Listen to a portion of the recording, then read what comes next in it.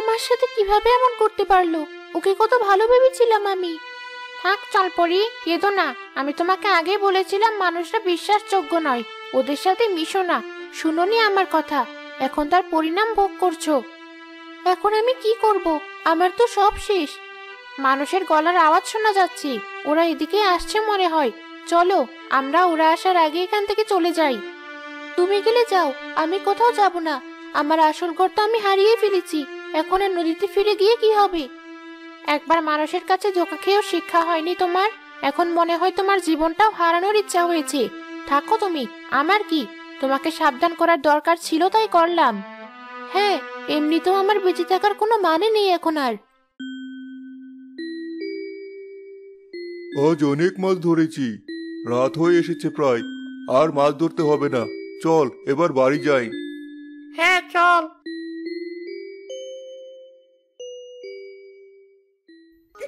দাঁড়া দাঁড়া, কারো কান্নার শব্দ শুনতে পাচ্ছিস কি তুই? হ্যাঁ পাচ্ছি। কোনো ভূত পেত্নী না তো? এই নদীর পাড়ে ভূত পেত্নী কোথেকে আসবে আবার? আগে তো ছিল না। আমি অত কিছু জানি না ভাই।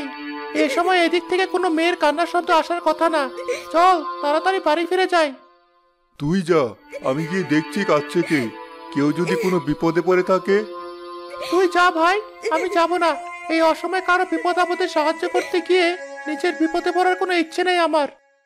আচ্ছা যা তুই, আমি আসছি একটু পর। একটা মানুষ আমার দিকে এগিয়ে আসছে, আমি কি এখন পালাবো? না, আমি কেন পালাবো? পালাতে হলে ও পালাবে। মানুষের থেকে শক্তি বুদ্ধি সবকিছুতে আমি সেরা, তাই ওদের থেকে পালানোর কোনো মানে হয় না। আমি এখানেই থাকবো। কি হয়েছে আপনার?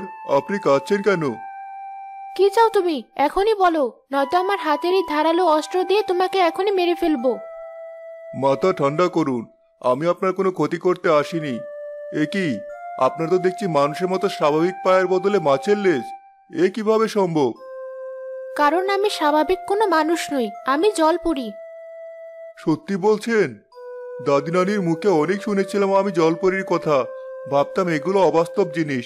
এই প্রথম নিজ চোখে দেখলাম কোনো জলপরীকে। তো এখন তোমার কি চাই? তোমরা মানুষেরা তো আবার নিজের স্বার্থ ছাড়া কিছু বোঝো না। না না, আমার কিছু চাই না। আমি তো আপনার কান্নার শব্দ শুনে ভেবেছিলাম কোনো বিপদ আপদ হলো কিনা, তাই আপনাকে সাহায্য করতে এসেছিলাম। মানুষ চায় আমাকে সাহায্য করতে? হা হা হা হা, তোমরাই তো অন্যদেরকে বিপদে ফেলতে পটু, আবার সাহায্য করার কথা বলো? তোমার মতো এক মানুষের জন্যই আজ আমার এই অবস্থা। কোন মানুষ আপনার ক্ষতি করেছে বলুন আমাকে। আপনাকে সাহায্য না করতে পারলেও অন্তত সান্ত্বনা তো দিতে পারবো। শুনতে চাও? ঠিক আছে, শোনো তবে। অনেক বছর আগে খুব ভোরে আমি নদীর পাড়ে বসে গান গাইছিলাম। একদিন এক মানব ছেলে আমাকে গান গাইতে দেখে ফেলে। ওকে দেখার পর পরই আমি পানিতে ডুব দিয়ে পালিয়ে যাই। তারপর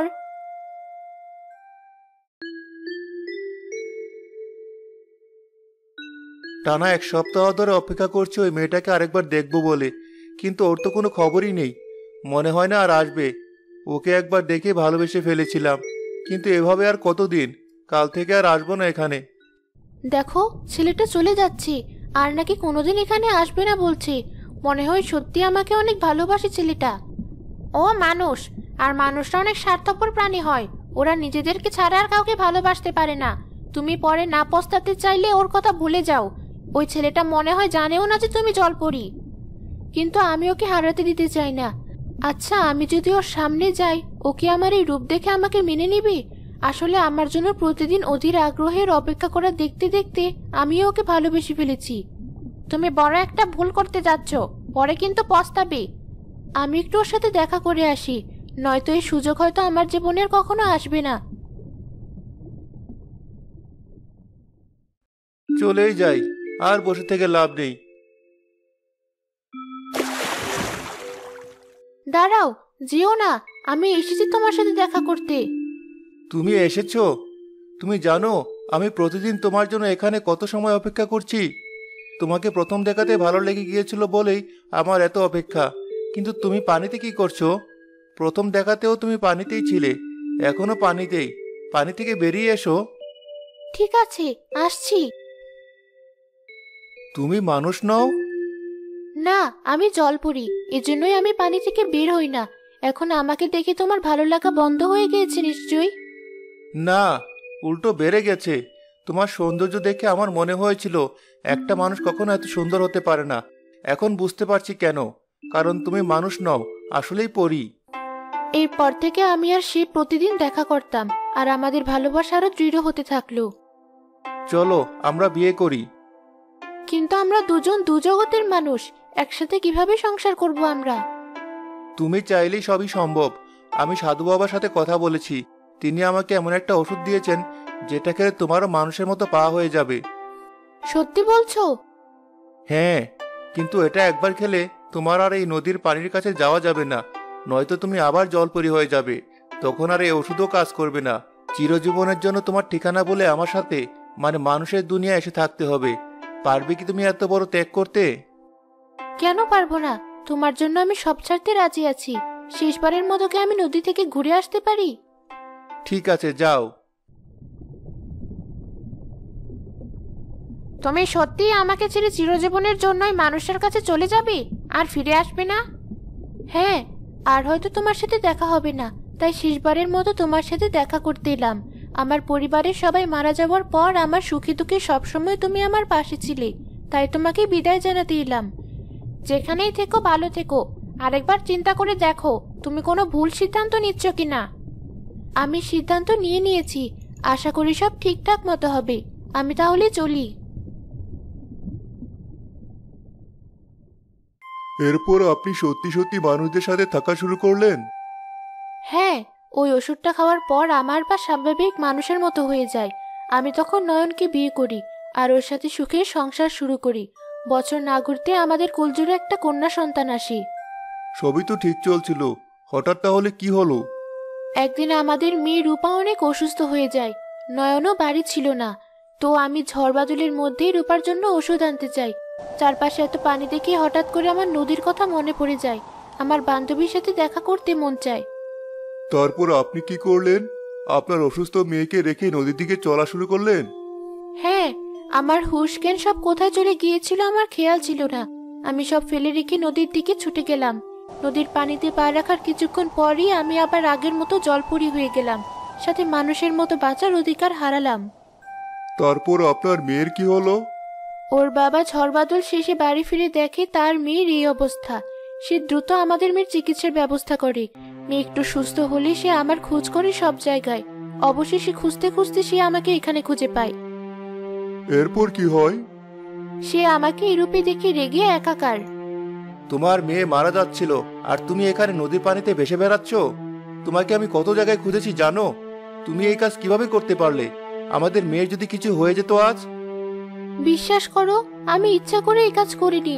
হঠাৎ করে এত পানি দেখে আমার কি যেন হয়ে গেল। পরে দেখি হাঁটতে হাঁটতে আমি নদীর পাড়ে চলে এসেছি, আর তখন অনেক দেরি হয়ে গেছে। এখন তোমার ভুলের মাসুল দাও এখানে থেকে। আমাকে দেওয়া তোমার একটা কথাই ভেঙে ফেলেছো তুমি। এখন আর তুমি কোনোদিন তোমার বাড়ি ফিরে যেতে পারবে না। অন্য কোনো উপায় কি নেই আমাকে আবার আগের মতো করে দেওয়ার জন্য? না, আমি তোমাকে আগেই বলেছিলাম এই দুটার মধ্যে যে কোনো এক জায়গা বেছে নেওয়ার জন্য। তুমি নিজের অসুস্থ মেয়েকে ফেলে এখানে চলে এসেছো যেহেতু, এখন চিরদিনের মতো এখানেই থাকো। দাঁড়াও, আমার মেয়েটাকে কি দেখতে দেবে না? ও ভালো আছে তো? তোমরা দুজন মাঝে মাঝে এখানে দেখা করতে এসো আমার সাথে, আমি তাহলেই খুশি। না, আমরা কেউ আর তোমার সাথে দেখা করতে আসবো না। কিন্তু কেন? আমার মেয়েটাকে মাঠ থেকে দূরে রাখবে এভাবে? হ্যাঁ, কারণ সাধু বাবা বলেছিলেন আমাদের কন্যা সন্তান হলে তাকে এই নদীর পানি থেকে দূরে রাখতে। এই নদীতে পা পড়লে সেও তোমার মতো মৎস্যকন্যা হয়ে যেতে পারে। তাই আমি কোনো ঝুঁকি নেব না। আমি চাই না সেও তোমার মতো আমাকে রেখে নদীতে থাকুক। আচ্ছা, ওকে কাছে না আনলে অন্তত ওকে দূর থেকে একবার দেখার সুযোগ করে দিও। না, ও যদি তোমাকে দেখে ফেলে আর কান্নাকাটি করে তোমার কাছে থাকতে চায়, আমি কিছুই করতে পারবো না। এখন তোমার কর্মের ফল এখন তুমি ভোগ করো। আমাকে এভাবে ফেলে রেখে যেও না, আমি কি নিয়ে বাঁচবো?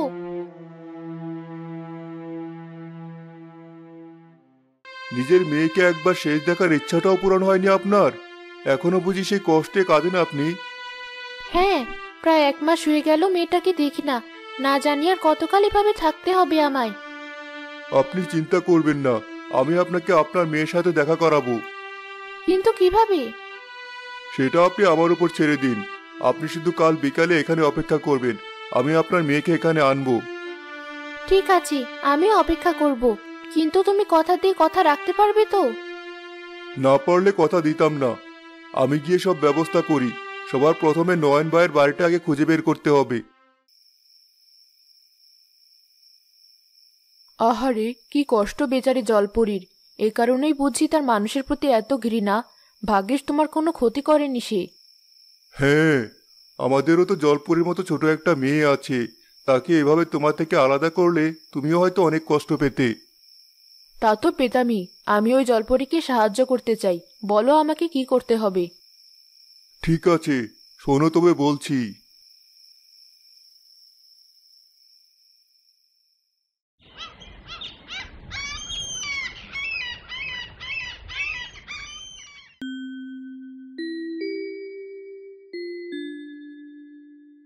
বাড়িতে কেউ আছো নাকি?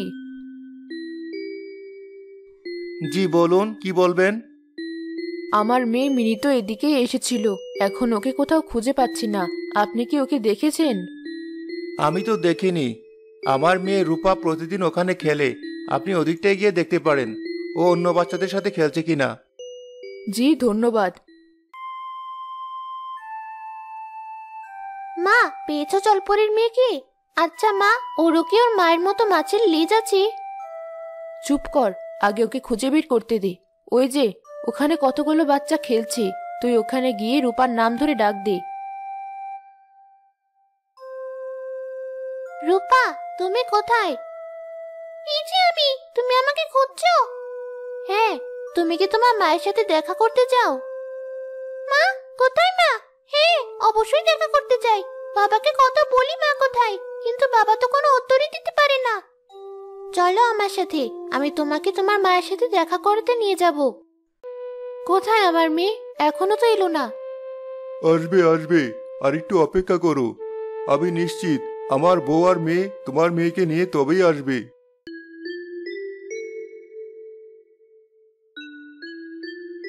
নদীর পাড়ে আমাকে নিয়ে এলে কেন তোমরা? এখানে আমার মা কোথা থেকে আসবে? রূপা, মা তুমি নদীতে কি করছো তুমি? মা দাঁড়াও, আমি আসছি। না, তুই আমার কাছে আসিস না। তোকে দূর থেকে হলেও একবার দেখার ইচ্ছে জেগেছিল মনে। সেই ইচ্ছাটা অন্তত পূরণ হলো আজ। জেলে, তুমি তোমার কথা রেখেছো, তাই তোমাকে ধন্যবাদ হিসেবে এই সোনার কলসিটা আমি উপহার দিতে চাই। না না, লাগবে না। আমি উপহার পাওয়ার আশা এসব করিনি।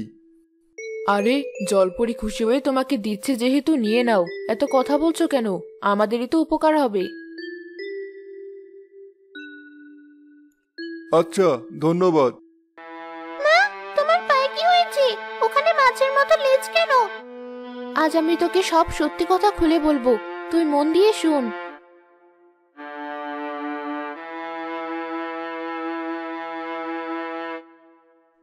সব বুঝেছি। তার মানে কি তুমি আর কখনোই আমার সাথে বাড়ি ফিরে যেতে পারবে না? মনে হয় না আর পারবো। আমি চাই না তুইও আমার মতো তোর বাবা থেকে দূরে সরে যাস। তাই তোকে দূর থেকে বড় হতে দেখতে পারলেই আমি খুশি। তোমাকে একটাবার জড়িয়ে ধরতে পারতাম যদি। তোমাদের নাটক এখনো শেষ হলো না? সে কখন থেকে তোমরা এসব করেই যাচ্ছ। আর জলপরি, মানুষের কাছে এত বড় ধোঁকা খাওয়ার পরও তুমি আবারও ওই মানুষদের সাথে মিশছো। তোমার আর শিক্ষা হলো না। কিন্তু ওরা তো ভালো মানুষ।